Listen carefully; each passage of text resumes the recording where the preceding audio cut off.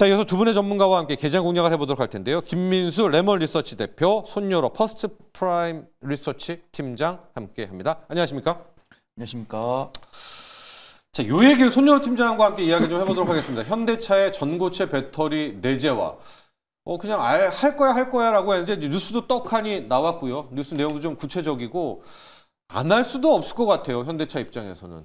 실현 가능성은 근데 어떻게 보십니까? 네, 굉장히 좀 2차전지 관련해서 좀 온기를 넣어준 뉴스 오랜만에 보였다라고 판단합니다. 우리가 보통 2차전지를 작년 상반기까지 참 좋아했다가 하반기 이후로 좀 관심이 없어졌는데 2차전지 관련 뉴스는 실적 발표 시즌 전후로만 좀 관심을 가졌었는데 오랜만에 어제 삼성전자의 강한 상승뿐만 아니라 2차전지 중에서도 전고체 배터리 관련 종목들이 강하게 반등을 해서 좀 눈에 띄었습니다. 그래서 저는 가장 중요한 게 그건 것 같아요. 네. 이제 저는 뭐 당연히 우리나라 사람이니까 테슬라가 실패했으니까 현대차는 실패할 것이다. 이런 생각을 하지 않고 네. 테슬라 실패했으니까 당연한 거고 우리나라 현대차는 될 것이다. 이런 맹목적인 믿음도 아닙니다. 근데 될 가능성이 있다라고 판단하고 있고 이 전고체 배터리 같은 경우도 제가 뭐 우리나라 사람이 아니어서 그런 것도 아니고 이 전고체 배터리 관련해서 삼성 SDI가 가장 빠르다라고 이야기를 하고 있고 뉴스 읽어보신 분 아시겠지만 삼성 SDI나 그다음에 기존의 리튬, 2차전지 소재 관련 종목들도 이 전고체 배터리를 생산하기 위한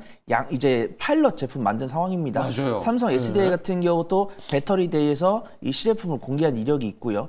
그다음에 이제 탈부착을 할 것인가 내재를 할 것인가 이런 부분들은 제가 2차전지 어떤 엔지니어가 아니기 때문에 된다 안 된다라는 것은 말씀드리기 어렵겠지만 될 가능성이 있다라고 보고 있고요. 이제 투자 전문가이기 때문에 실용성을 좀 말씀을 드려야 될 것 같습니다. 일단은 지금 당장 현대차가 내재화를 할 거다라고 이야기했으니까 된다라고 믿음하에 매수를 하기보다는 아무래도 이제 앵커님께서 말씀해 주신 것처럼 이수 스페셜티 케미컬이나 레이크 머티리얼즈 이런 종목들이 먼저 바닥에서 강한 모습 보여주었고 아무리 그런 종목들이 외국인과 걔네 매수세를 동반한 매수세라고 하더라도 아직은 그런 것들이 내재화부터 성공을 하고 실적 반영 여부터 확인을 해야 되기 때문에 일단 매매 관점을 접근해 보셨다가 나중에 눌림목 이후로 그다음에 현대차가 조금 더 구체적인 이슈를 가져다 줬을 때는 드라이빙을 걸 수 있는 그런 시점을 봐야 되지 않을까 그렇게 개인적으로 평가하고 있습니다. 전고체 배터리 관심 많은 분들의 우리 손요로 팀장의 픽은 역시 삼성 SDI 아주 정석적으로. 만약에 나는 단기적인 변동성을 너무 선호하지 않는다라고 하신 분들께 삼성 SDI 말씀드리고요. 저는 굉장히 소름 돋았습니다. 저는 약간 좀 단기적인 매매를 좀 선호를 하거든요. 그래서 레이크 머티리얼, 이수 스페셜티 케미컬, 한농화성 이런 종목들 굉장히 괜찮아 보인다. 이렇게 좀 보고 있습니다. 단기 쪽은 역시 황화리튬 계열이고요. 진짜 큰 맘 먹고 간다. 삼성 SDI 장기. 그다음에 우리 현대차를 믿는다. 현대차. 그다음에 또 이제 뭐 대주전자재료나 제2호 이렇게 또 붙여놓을 수 있겠죠. 약까지 붙여놓는 이제 그런 것들 전고체 배터리 관련한 테마 이야기를 해봤고요. 김민수 대표와는요. 어제 굉장히 많은 질문. 한화오션 아니 호재 떴는데 왜 고점의 음봉이에요. 이제 조선도 다 됐나요? 하긴 차트 보면은 이제 조정 올 것도 같아요. 그러면서 조정 오노 안 오냐를 넘어서 투자 전략은까지. 일단 첫 번째 다 된 건가요? 단기적으로? 일단 어제 패턴 보게 되면은 쭉 달리다가 고점에서 이제 출렁 있는 모습들. 레인보우 로보틱스인가요? 로봇도 마찬가지였죠. 그런 느낌처럼 로봇조선.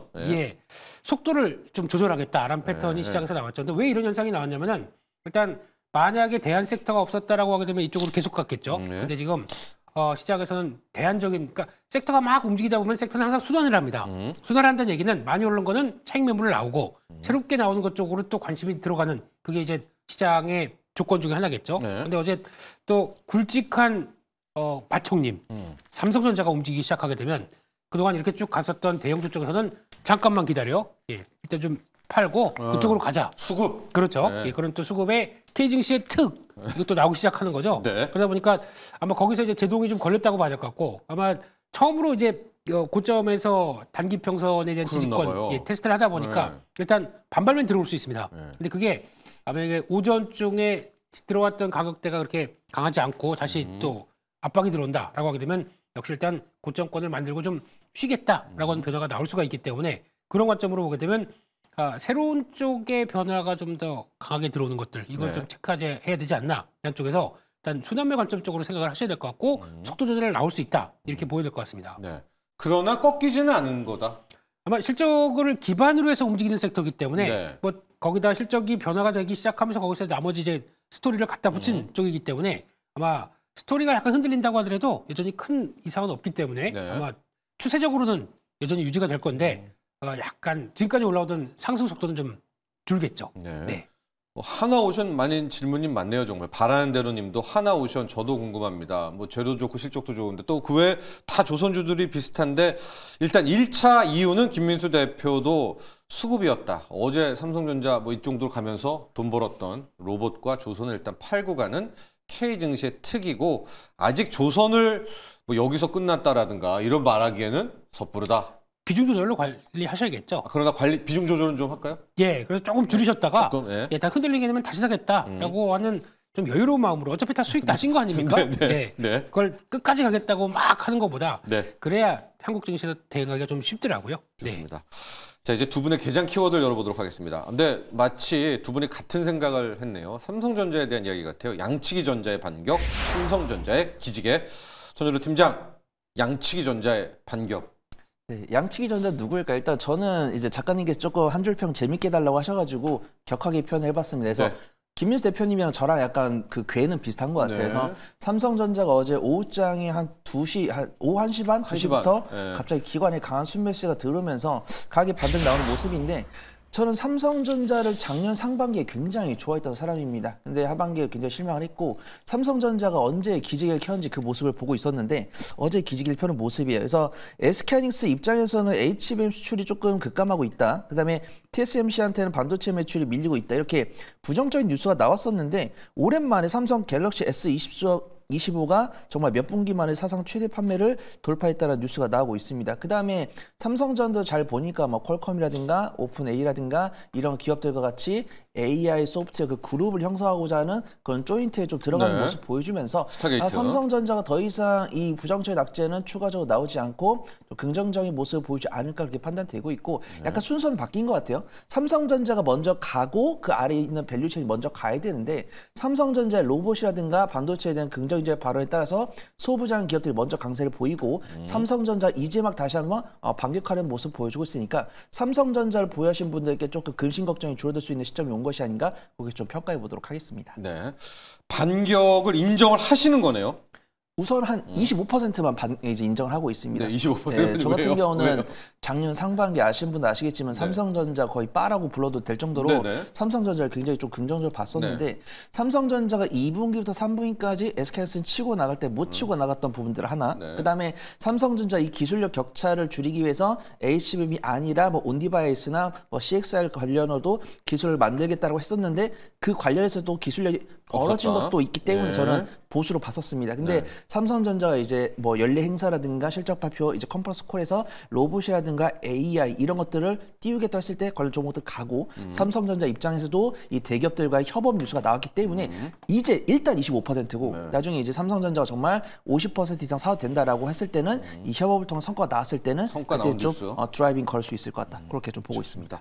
김민수 대표도 삼성전자의 기지개입니다. 어디에 초점을 맞추십니까? 네, 이 정도면은 됐습니다. 네, 이 정도면 그냥 부담 없이 들어가도 됩니다. 아, 가격이? 네, 아, 예, 그렇게 예. 생각을 하고 있고 이제 변화 요인들에 대해서는 네. 일단 뭐 레거시 쪽에 대해서 시그널이라고 그러죠. 보통 이제 낸드를 감산한다. 네. 그래서 디램 가격 추가 하락할 것 같다는 걸 다 인식하고 있습니다. 그러다 보니까 여기서 나오는 분들은 메모리 입장 쪽에서는 가격 방어를 위해서 감산이라는 단어 중요하죠. 네. 그렇게 되면은 아마 하반기 때 돌아올 변화를 미리 움직인다라고 보게 되면 거의 이제 시점이 됐다라고 생각이 들고 있고요. 거기다가 아마 SK하이닉스 같은 경우는 HBM 쪽을 막 강하게 드라이브를 걸다 보니까 네. 디램을 신경 안 씁니다. 그러면 그런 쪽에서 나오는 변화를 보게 되면 오히려 디램 쪽의 흐름들이 좀 타이트해질 가능성이 높고 거기다가 삼성전자 같은 경우는 그러니까 하이닉스는 엔비디아 쪽에 거의 다 집중되어 있기 때문에 만약에 여기서부터 물량이 들어와서 에이직이나 아니면 뭐 메타나 뭐 다른 빅테크 쪽에서 물량이 들어오게 되면 이걸 커버는 삼성이 할 수가 있겠다라는 쪽에서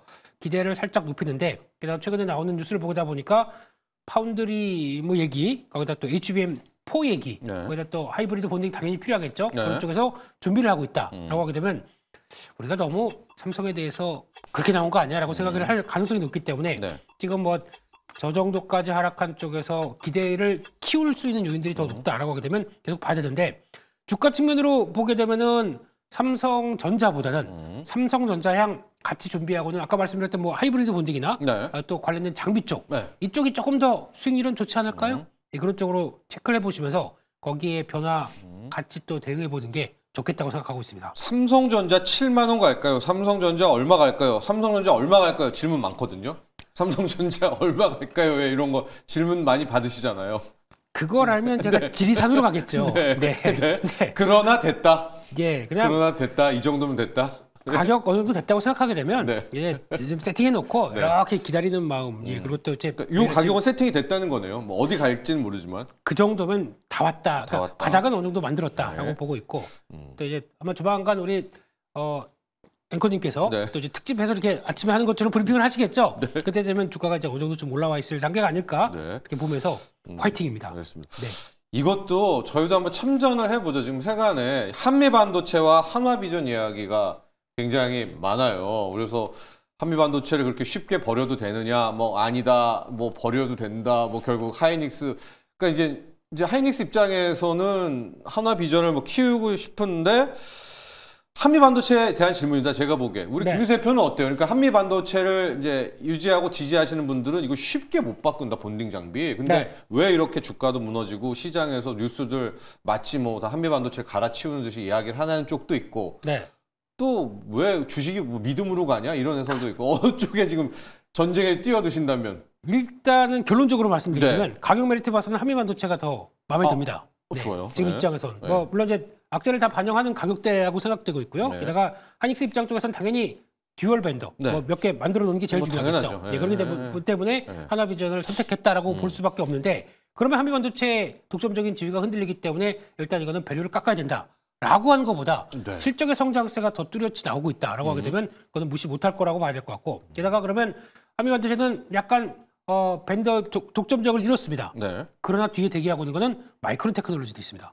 그쪽에서 나갈 수 있는 것과 같이 생각하게 되면은 아마 그렇게 크게 부정적으로 볼 상황들은 아니지 않나. 그리고 한미반도체요. 예, 네. 이 정도면은 지지권이 여기서 거의 만들어질 가능성이 높다라고 보고 있고 게다가 또 중요한 게 특허 소송 또 이거 나오겠죠. 네. 거기서 누가 그게 우위를 있습니다. 점하겠냐. 예, 네. 그럼 먼저 선점한 쪽이 또 우위가 될 수가 있지 않을까라는 쪽도 보게 되면 지금에서는 일단 좀 지지력이 나올 것이다. 10만 원 선 볼까요?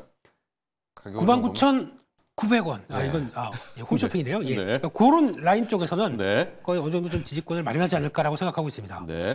99,000원, 10만 원 레벨이었었고 우리 김민수 대표도 뭐 한미반도체 하이닉스의 또 하나의 뭐 밴더, 듀얼 네. 밴더 나오는 것도 있지만 마이크론도 있고 또 거기에 고도의 기술력들까지에 네. 대한 프리미엄은 인정해야 된다라는 쪽 한미반도체에 손을 들어줬다. 뭐 이렇게 얘기해도 되겠죠?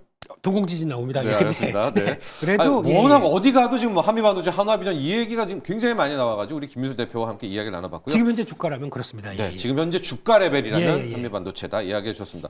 현재 코스피, 코스닥 강보합으로 이제 이어가고 있고, 자 손연호 팀장 지금 달리고 있는 쪽이 방산이고 방산 쪽에서는 어제 이제 한화에어로스페이스 18% 지금 17% 올라가고 있습니다.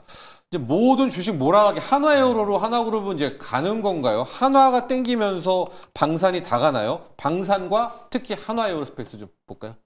사실 뭐 방산 기업들 실적이 잘 나올 거다라고는 알고 있었지만 이렇게 잘 나올 줄 몰랐습니다. 네. 그다음에 증권사 리포트를 보더라도 이 방산 기업에 대한 포문은 LIG 넥스원이 열어준 것 같아요. 뭐 현대 로템이라든가 하나 에어로스페이스 같은 경우는 증권사 리포트를 봤을 때 실적이 잘 나올 거다 이런 이야기가 있었습니다.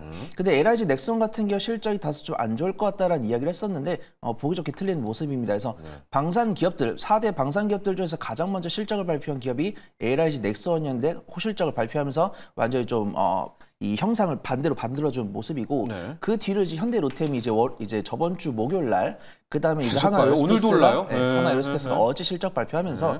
저 실적이 뭐 전년 동기 대비해서 100%, 150% 증가한 거를 방산 섹터를 뭐 5년, 10년 이상 파신 분들도 뭐 쉽게 보기가 어려운 상황이다라고 보고 있고 가장 주목할 부분은 영업이익률이라고 판단합니다. 그래서 팔아서 얼마 남겼냐는 거죠. 근데 현대 로템 같은 경우 영업이익률 40%가 넘었고 하나 에어로스페이스 같은 경우도 이 과거에 볼 수 없는 데이터를 토대로 봤기 때문에 강세 이어지고 있다고 판단되고 있고 방산 기업을 보시면서 가장 걱정하셨던 게 이 방산 기업들은 이 주문이라는 게 그냥 월 단위로 분기 단위로 오는 게 아니고 연 단위로 몇 년 단위로 오기 때문에 그렇죠. 증설이 굉장히 망설여집니다. 내가 이거를 증설했다가 수주가 안 들어오면 그렇죠. 다 놀아버리니까. 네. 그래서 조선이랑 방산 같은 경우 수주가 안 나오고 지금 트럼프 대통령이 당선이 되면서 전쟁들을 종식을 시키면 이들이 이제 우리한테 추가적으로 줄 만한 수주가 안 나오지 않을까 이런 우려가 있었는데 그런 우려가 불씨된 상황이죠. 그다음에 여야가 합체해가지고 방산 산업을 지원하겠다는 뉴스가 나왔으니까 정말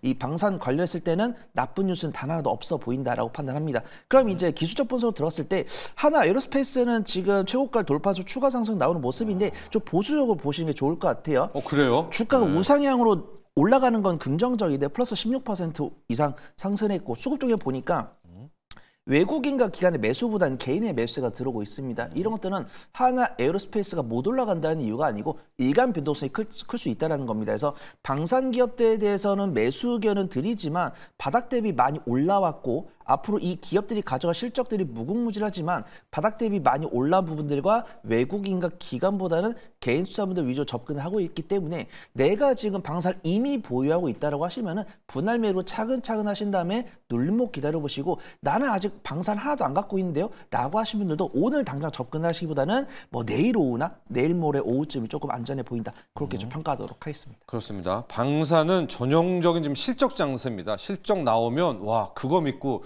이렇게 정비한 적이 과거에 K증시는 없었잖아요. 현대 로템 잘 나오고 아직까지 밀어붙이고. 네.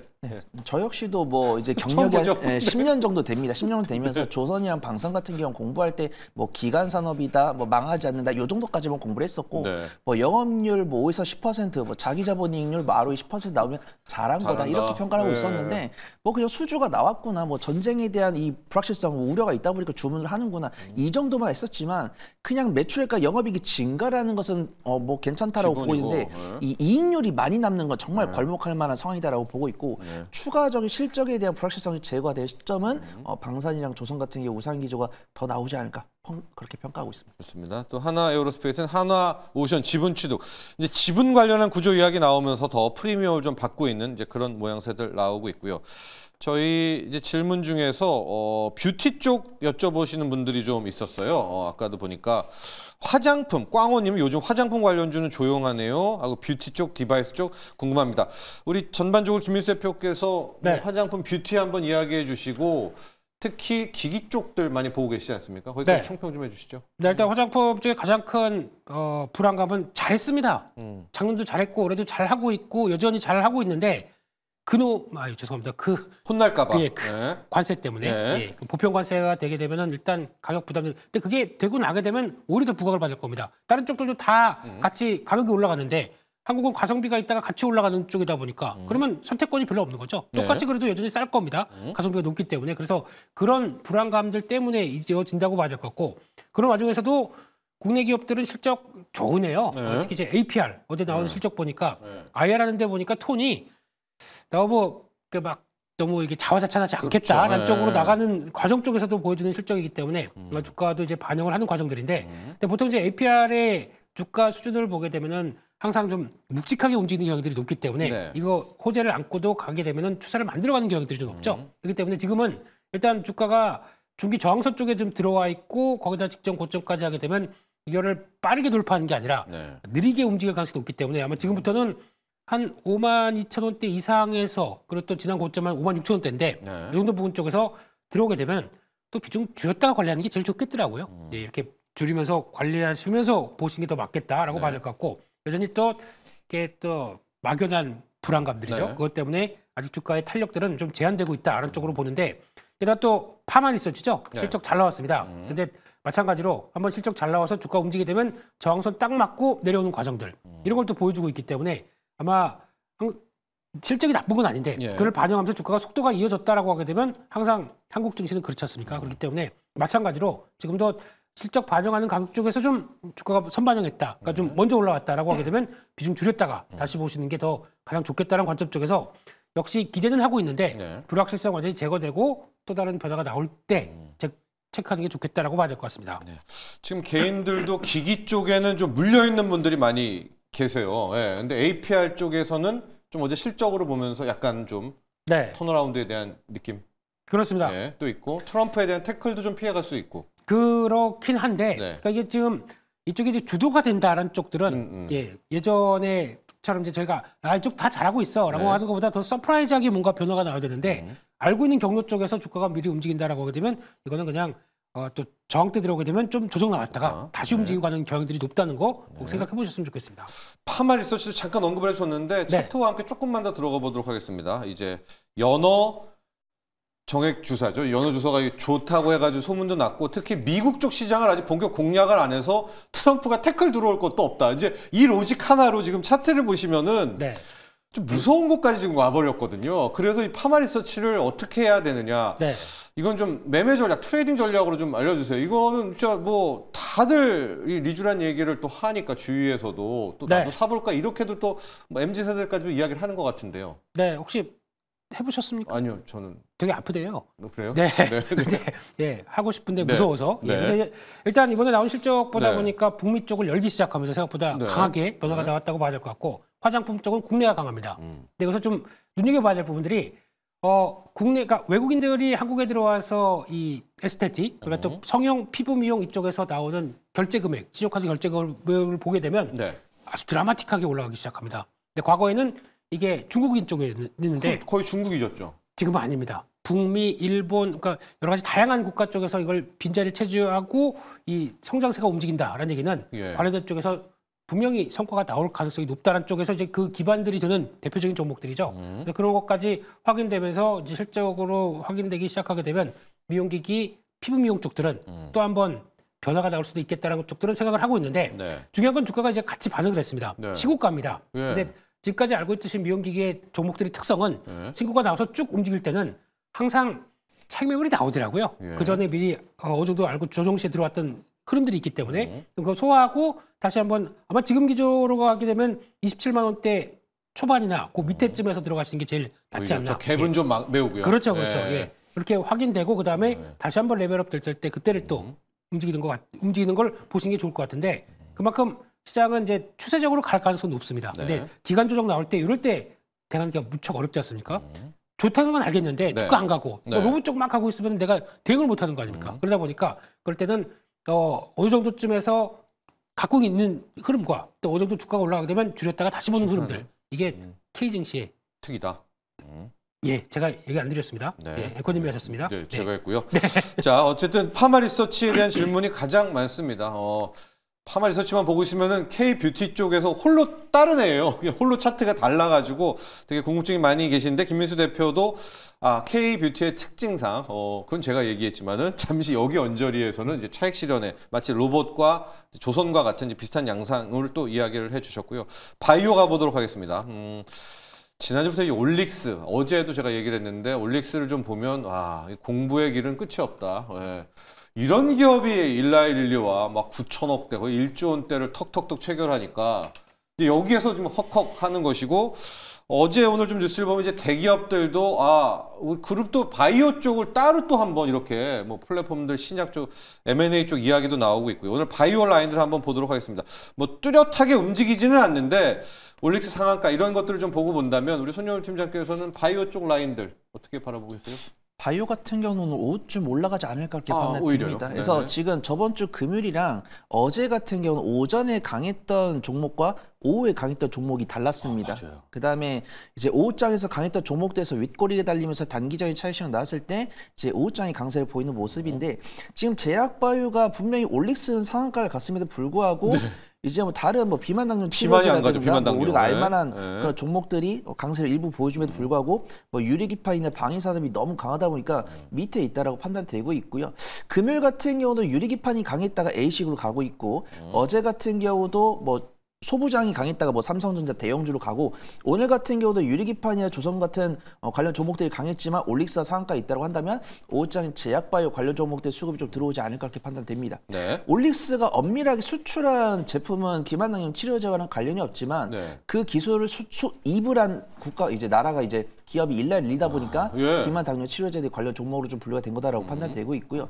그 이등주는 뭐 펩트론이나 인벤티지랩이나 뭐 한미약품이나 D&D 파마텍 이런 쪽을 들 수가 있습니다. 그래서 저는 한미약품 이제 단기적인 변동성을 선호하지 않으신 분들께는 한미약품을 권해드리는데 나는 좀 단기적인 변동성을 선호하고 손절 잘합니다라고 하신 분들은 D&D 파마텍이나 인벤티지랩 이런 종목들이 일간 변동성이 크니까 이렇게 나의 투자 선호에 따라서 종목을 취사 선택할 수 있다. 거기 좀 평가하도록 하겠습니다. 좋습니다. 바이오 쪽. 한 가지 확실한 것은 이 올릭스가 된 거는 비만은 아니었습니다. 예, 비만은 아니었지만 일라의 릴리라니 이제 이런 것들 때문에 좀 기대감은 있는데 우리 손준호 팀장도 이야기했지만은 지금 오전장은 아니고요. 오후장에 한번 수급이라든가 몰릴 때 보고 테마를 또 한번 바이오 쪽에서 찾아보시면 좋을 것 같고요. 유리기판에 대한 질문이 또 꽤 있었었죠. 아까도 좀 있었고요. 우리 아쪼님이 유리기판 많이 올랐는데 더 오를까요? 오늘 필옵틱스 8%, JNTC 4%, 또 대장인 삼성전기, SKC도 시세가 나고 있는데요. 김민수 대표, 네. 유리기판도 결국 삼성전자도 가야 될 길이기도 하고, 네. 네, 뭐 새 시대를 여는 새 포도주 유리기판. 네. 네. 이제 더 이상 판타지는 아니죠. 판타지는 아닌데 네. 이제 중요한 거는 신규로는 못 들어가겠고요. 예, 지금 일단은 네. 다 이렇게 서 있는데 보유의 어차피 영역이요? 예, 대장주를 네. 들어간다. 그러면 네. 좀 필옵틱스 네. 많이 볼 것 같고 요즘에 또 뜨거운 종목 중에 하나가 PIE 네. 예, 이쪽이 또 강하죠. 근데 네. 이거는 신규 상장주입니다. 그러다 보니까 신규 상장주 또 보이에서 풀리게 되면 또 무섭죠. 예, 그렇기 때문에 쫓아가느냐. 그러니까 그 전까지는 매매는 가능할 것 같습니다. 매매는 가능한데 이런 종목들 급하게 올라가는데 따라가야 되느냐. 근데 따라간다고 하게 되면 어떻게 보면 당일중으로 예. 짧게 돼가는 거는 모르겠지만은 이게 지금 어차피 이제 삼성전자도 그렇고 SK 앱실리스도 그렇고 네. 예, 여기서 이제 결론은 이제 그러니까 내가 주도를 한다라는 쪽에 대한 이제 주도권이 좀 싸움이 나오기 시작하겠죠. 그런 쪽에서 누가 내가 고객들을 확보하느냐에 따라서 분위기가 바뀔 걸로 보여지고 있는데 네. 그런 쪽에서 가장 큰 핵심은 말 그대로 유리 기판입니다. 네. 유리 쪽이죠. 네. 그럼 유리를 가장 잘했던 회사들, 그래서 유리 쪽을 많이 다뤘던 쪽들 어디 많이 있습니까? 디스플레이 쪽에서 예 그쪽에서 가공하고 또 카빙하고 연마하고 네. 그런 거 있었을 때 회사들이 더 제가 보기엔 잘할 수 있다고 생각됩니다. 예. 거기서 예전에 그러면은 디스플레이 장비 쪽 예. 이쪽에서 나도 잘할 수 있어 하고 넘어오기 시작하면서 유리기판 쪽에서 성과를 낼 수 있는 회사들이 이제 소속들이 나올 것 같습니다. 그게 그러면 또 투자의 아이디어가 아닐까라고 네. 보면서 예. 그거 찾아 어디입니까? 아직 모르겠고 아직 아직 어디예요? 아직 잘 모르겠고 예? 지금 필옵틱스 못 들어간다면서요? 그러면 어디로 가야 돼요 지금? 필옵틱스는 먼저 출발했기 때문에 네. 짧게 돼가고 그런 네. 쪽들이 나올 때마다 이제 저희가 예 나와서 또 네. 언급을 드리겠습니다. 네. 찾는 과정입니다, 저도. 네. 아 네. 그래요? 네. 투자 아이디어를만 주고 가셨습니다. 지금 왜냐면 유리기판이 삼성전기 빼고 밑단들은 너무 높아요. 여기를 지금 쫓아가기도 부담이 되고 있기 때문에 네. 지금 김민수 대표께서는 디스플레이에서 이제 속속 유리기판이 어느 정도 상용화가 될 때 넘어오는 종목 기업이 있다. 여기를 파고들어라. 그게 좋을 것 같습니다. 네. 예. 하고 파고든 후에 결과는 알려주시겠다라고 하니까요. 저희와 계속 함께해 주시면 좋을 것 같습니다. 오늘 두 분의 전문가는 여기서 보내도록 하죠. 감사합니다.